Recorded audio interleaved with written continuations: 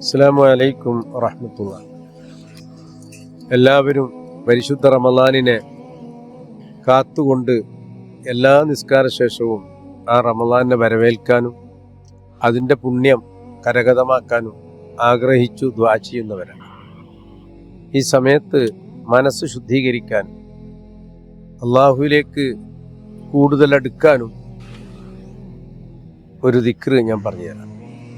സുബ്ഹാനല്ലാഹി വൽഹംദുലില്ലാഹ് വലാ ഇലാഹ ഇല്ലല്ലാഹു വല്ലാഹു അക്ബർ വലാ ഹൗല വലാ ഖുവ്വത ഇല്ലാ ബില്ലാഹിൽ അലിയിൽ അദീം.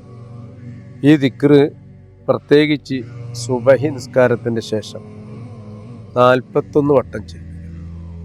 അത് സാധിക്കാത്തവർ 11 വട്ടം ചൊല്ലുക. ഇൻഷാ അല്ലാഹ് നമ്മുടെ ഖൽബും ശരീരവും മനസ്സും എല്ലാം തന്നെ അള്ളാഹുവിൻ്റെ ഇബാദത്തിനായി ഉന്മേഷഭരിതമായി നിൽക്കും. അള്ളാഹു നമുക്ക് തൗഫീക്ക് നൽകട്ടെ. അസ്സലാമു അലൈക്കും വറഹ്മത്തുള്ളാഹി.